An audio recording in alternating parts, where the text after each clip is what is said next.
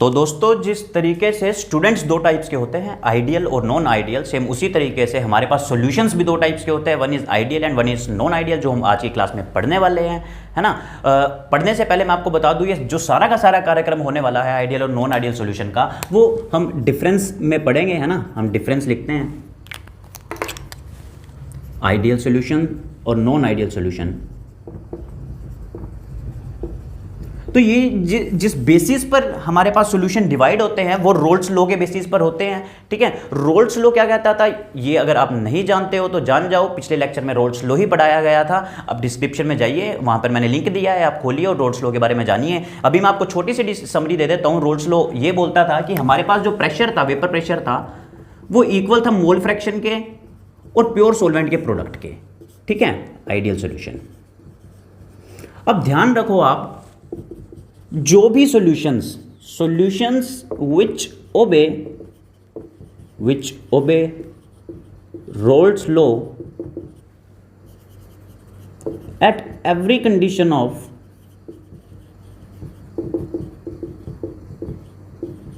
temperature and pressure,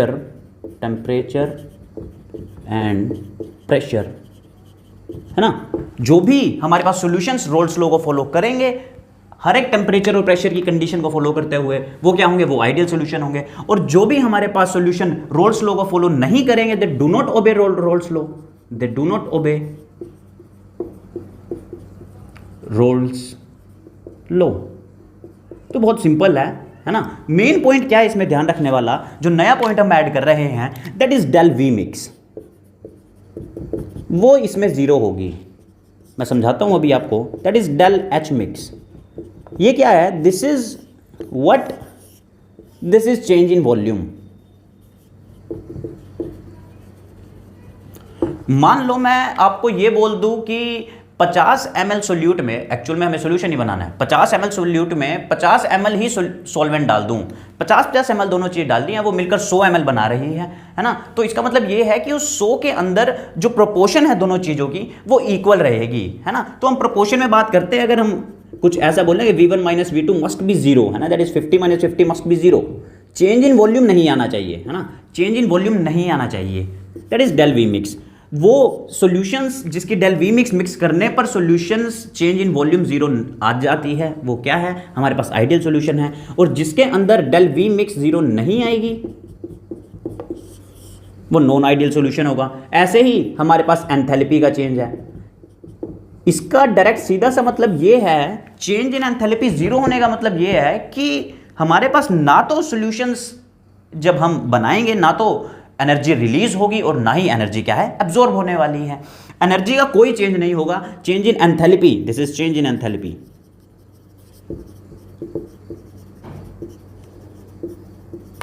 it is also zero.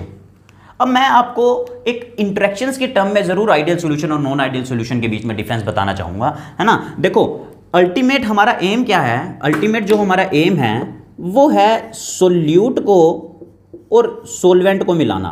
मान लो मैं इसको S1 बोल दूं, इसको S2 बोल दूं, और फाइनल में क्या बनेगा, सॉल्यूशन बनेगा। मैं इसको A से रिप्रेजेंट कर रहा हूं, मैं इसको B से कर रहा हूं। मैं बोल रहा हूं कि यहां पर इस सोल्यूट के अंदर सिर्फ A, है ना, सिर्फ A की इंटरेक्शंस है। जो पार्टिकल्स है मैं उसको मान रहा हूं कि वो A टाइप्स के, और उसमें सिर्फ A की जो है इंटरेक्शंस है। B के अंदर हमारे पास सिर्फ B की इंटरेक्शंस है, और जो सॉल्यूशन बना है उसके अंदर A B दोनों की इंटरेक्शंस होने वाली है, ठीक है। तो आइडियल सॉल्यूशन क्या कहता है कि अगर A की B की और AB की जो नई इंटरेक्शंस बनी है हमारे पास, सॉल्यूशन जो बना है उसमें जो इंटरेक्शंस हैं, अगर वो तीनों इक्वल होती है तो वो आइडियल सॉल्यूशन होगा। मतलब इंटरेक्शंस जितनी भी हो रही हैं, number of interactions, magnitude of interactions must be equal in this ideal solution. और नॉन आइडियल सॉल्यूशन में जो ये इंटरेक्शंस हैं वो इक्वल नहीं होंगी। कोई भी सॉल्यूशन जब बनेगा तो उसके जो पार्टिकल्स हैं वो रिएक्ट करेंगे, है ना। मैंने मान लिया कि एक सोल्यूट का जो पार्टिकल्स था वो A था और सॉल्वेंट का पार्टिकल B था। सोल्यूट में सिर्फ सोल्यूट की इंटरेक्शन है, सॉल्वेंट में सिर्फ सॉल्वेंट की इंटरेक्शन है, और मिलकर ये सोल्यूट सॉल्वेंट दोनों की इंटरेक्शन बनाने वाले हैं। लेकिन नंबर ऑफ इंटरेक्शन जो है वो इसमें इक्वल नहीं होगी। ये नॉन आइडियल सॉल्यूशन बनाएगा और ये आइडियल सॉल्यूशन बनाएगा। अभी मैं आइडियल सॉल्यूशन का आपको ग्राफ बना के दिखाता हूं एक, है ना। अगर मैं आइडियल सॉल्यूशन का ग्राफ बनाऊं, मैं ये भी रफ कर रहा हूं, मान लो जो ग्राफ हमने रोल्स लॉ को पढ़ा था, क्योंकि रोल्स लॉ ही ओवर कर रहा है, रोल्स लॉ के अंदर हमने ये ग्राफ पढ़ा था कि जी यहां पे तो मोल फ्रैक्शन ए के 1 होंगे, यहां पर 0 होंगे, यहां पर बी के 1 होंगे और ए के 0 होंगे। मींस यहां पर सिर्फ ए प्रेजेंट होगा, है ना, ए प्रेजेंट होगा, पी नॉट ए। यहां पर सिर्फ बी प्रेजेंट होगा, that is P naught B. ठीक है, ये जो ग्राफ बनाया था हमने, ये बनाया था पी ए का, P A is equals X A P naught A. ये जो ग्राफ बनाया था वो बनाया था पी बी का, that is P B is equals X B P naught B. ये जो था वो टोटल वेपर प्रेशर बनेगा। ये रोल्स लॉ की वीडियो का लिंक डिस्क्रिप्शन में है, जरूर देखना, है ना, वहां पर ये ग्राफ जो है वो बहुत अच्छे से समझाया गया है ना, दिस इज टोटल प्रेशर। तो और यही जो मैंने ग्राफ बनाया था, जब इंटरेक्शंस बिल्कुल लीनियर है, ये आइडियल सॉल्यूशन का ग्राफ होगा। ठीक है, ये आइडियल सॉल्यूशन का ग्राफ है। अगर मैं एग्जांपल दूं आइडियल सॉल्यूशन के, तो कुछ आइडियल सॉल्यूशंस हो सकते हैं like chlorobenzene plus bromobenzene, n heptane plus n heptane, n hexane plus n heptane, normal, है ना। तो इस टाइप के सॉल्यूशंस हो सकते हैं, और भी सॉल्यूशंस हो सकते हैं जो कि आइडियल होंगे। अब ध्यान दो, इसका ग्राफ मैं बताऊंगा नॉन आइडियल सॉल्यूशन का, उससे पहले मैं आपको बताना चाहता हूं कि जो ये नॉन आइडियल सॉल्यूशन है ये 2 टाइप्स के होते हैं। हम नॉन आइडियल सॉल्यूशन का बिल्कुल सेपरेट पढ़ते हैं। नॉन आइडियल सॉल्यूशन जो है 2 टाइप्स के होते हैं, है ना। जैसे कि इसमें कोई डेविएशन नहीं है, दिस हैज 0 डेविएशन। ये जो लाइन है, ये जो ग्राफ है वो बिल्कुल सीधा है। ये ग्राफ हो सकता है कि ऊपर भी चला जाए, ये हो सकता है ग्राफ नीचे भी आ जाए। That is, one is positive flow and second is the negative flow. मतलब कि यहां पर डेविएट करेगा हमारे पास मॉलिक्यूल, सॉल्यूशन सॉरी, है ना, सॉल्यूशन में जो ग्राफ है वो डेविएट करेगा। One is positive deviation and other is the negative deviation, है ना, positive deviation and negative deviation. इसी पॉजिटिव डेविएशन या नेगेटिव डेविएशन को मैं एजियोट्रॉपिक मिक्सचर बोलता हूं। जो ये सॉल्यूशन बनते हैं उन्हें मैं एजियोट्रॉप्स बोलता हूं। क्यों बोलता हूं, क्या बोलता हूं, वो मैं अभी सब कुछ समझाऊंगा आपको। अगर पॉजिटिव डेविएशन होगा तो ध्यान रखो, ये मिनिमम बॉइलिंग एजियोट्रॉप्स बनाएगा, मिनिमम बॉइलिंग एजियोट्रॉप्स। अगर ये नेगेटिव डेविएशन होगा तो ये मैक्सिमम बॉइलिंग एजियोट्रॉप्स बनाएगा। ये सब कुछ समझाऊंगा मैं, टर्म क्या क्या आएंगे अभी।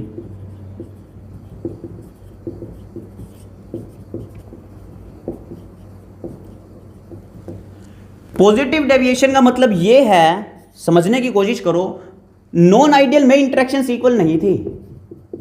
मैं इंटरेक्शन से पॉइंट उठाऊंगा। यहां पर मैं बोल रहा हूं कि जो ए बी की इंटरेक्शन बनेगी वो कम होगी। ए बी की जो इंटरेक्शन बनेगी वो कम होगी ए से और बी बी से, पॉजिटिव डेविएशन में। नेगेटिव डेविएशन के अंदर जो इंटरेक्शन होगी ए बी की वो ज्यादा होगी।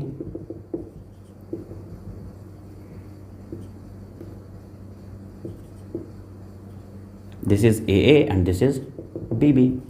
अब देखो ध्यान दो, अगर मेरे पास यहां पर इंटरेक्शंस जो है ए बी की वो कम है, तो कहीं ना कहीं इसका वेपर प्रेशर ज्यादा होगा। वेपर प्रेशर जो है सॉल्यूशन का वो ज्यादा होगा। अगर टोटल वेपर प्रेशर मान लो मैं बोल दूं कि टोटल वेपर प्रेशर पी था, तो वो ज्यादा होगा P A plus P B से। एक्चुअल में पी ए भी ज्यादा होगा, किससे, अपनी एक्चुअल टर्म से। पी बी भी ज्यादा होगा अपनी एक्चुअल टर्म से। और जब भी वेपर प्रेशर ज्यादा होता है तो बॉइलिंग पॉइंट कम होता है। वेपर प्रेशर ज्यादा तो बॉइलिंग पॉइंट कम, क्योंकि वेपर बहुत ज्यादा वेपर प्रेशर है, तो वो बॉयल होने के जो टेम्परेचर है वो बहुत कम टेम्परेचर में बॉयल होने वाला है ना। और जो कम टेम्परेचर में एक कांस्टेंट टेम्परेचर पर बॉयल होने लग जाए, उसी को एजियोट्रॉपिक मिक्सचर बोलते हैं, उसी को एजियोट्रॉप्स बोलते हैं। ठीक है, अगर आप एजियोट्रॉप्स की डेफिनेशन लिखना चाहो तो आप ये लिख सकते हो कि those solutions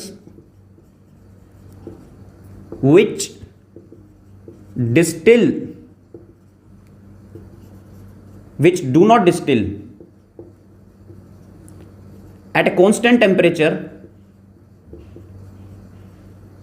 eight a constant temperature without undergo any change in composition.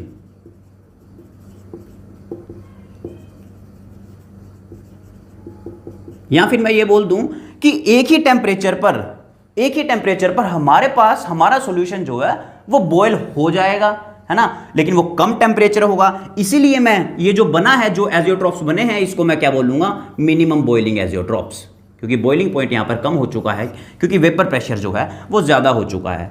इसका ये भी पॉइंट बनेगा कि हमारे पास जो डेल एच मिक्स, मैंने क्या बोला था यहां पे, not equal to zero, del V mix not equal to zero. अगर पॉजिटिव है तो दोनों ही पॉजिटिव होंगी, बहुत सिंपल बात। इस कंडीशन में दोनों नेगेटिव होंगी।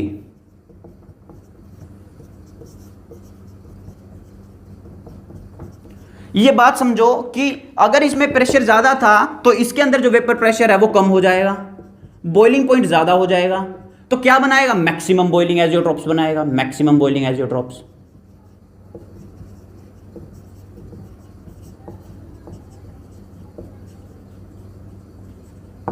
ठीक है, अगर मैं इस टर्म को पढ़ूं तो मैं ये लिख सकता हूं कि अब जो है ये क्या बनाएगा, वेपर प्रेशर कम हो चुका है, बॉइलिंग पॉइंट ज्यादा हुआ है, पी ए किससे कम हुआ है, X A P nought A से, और पी बी किससे कम हुआ है, X B P nought B से, और एक्चुअल में जो प्रेशर है वो भी कम हो चुका है P A plus P B से, टोटल वेपर प्रेशर।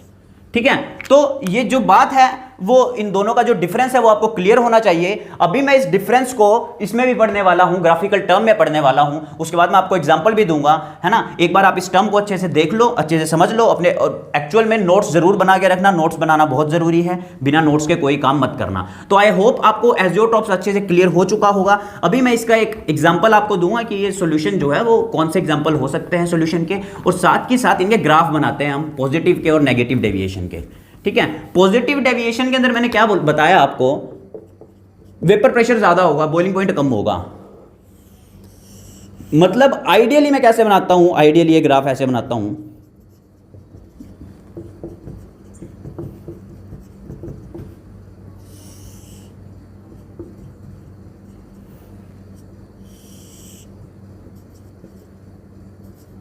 आइडियली मैं ये ग्राफ ऐसे बनाता हूं। मैं क्या करूंगा, अब मैं, ये टोटल वेपर प्रेशर था, है ना, मैंने क्या बताया, वेपर प्रेशर ज्यादा है, पॉजिटिव डेविएशन है, तो ये ग्राफ जो है एक्चुअल में अब ऐसा ना होकर ऐसा हो जाएगा, पॉजिटिव डेविएशन आ जाएगा।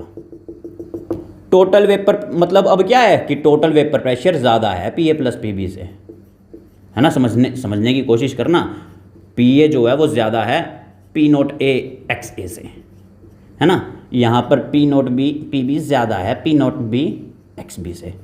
ठीक है, ये पॉजिटिव डेविएशन का ग्राफ था। मान लो मैं इसको एग्जांपल लूँ इसमें कोई, है ना, एग्जांपल में मैं क्या ले सकता हूं, एग्जांपल में मैं अल्कोहल ऐड कर सकता हूं वाटर में, इथेनॉल डाल सकता हूं साइक्लोबेंजीन में, बहुत से एग्जांपल हैं, साइक्लोहेक्सेन।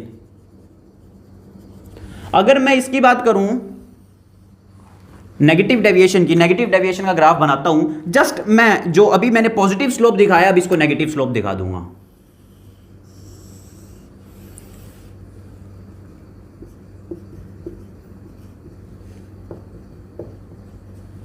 बाकी सब कुछ एज इट इज रहेगा, डरने की कोई बात नहीं है। ये ग्राफ भी लीनियर ही ग्राफ है।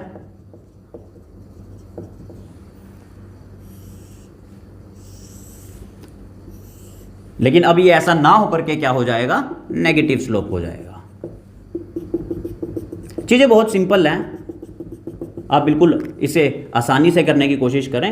P is less than P A plus P B, total vapour pressure that is less हो जाएगा, इसीलिए मैक्सिमम बॉइलिंग एजियोट्रॉप्स बोला है इसको, है ना। यहां पर भी जो हमारा पी ए है वो लेस हो जाएगा X A P nought A से, पी बी जो है वो कम हो जाएगा P nought B X B से, है ना। अगर मैं इसका एग्जांपल लूं, मैं डाल सकता हूं HCl प्लस वाटर, ओके, और मैं इसमें डाल सकता हूं क्या, अल्कोहल प्लस HNO3 डाल सकता हूं। ठीक है, तो एग्जांपल आप इसमें भी बहुत से दे सकते हो। किसी बात की कोई दिक्कत नहीं है ना। आपका ये जो टॉपिक है वो बिल्कुल कंप्लीट हो चुका है। ध्यान रखना है कि लाइक शेयर और सब्सक्राइब करना ना भूलें, और जो भी आपके डाउट्स हो आप कमेंट सेक्शन में पूछो, और बाकी हम करेंगे नेक्स्ट लेक्चर में। So thank you so much.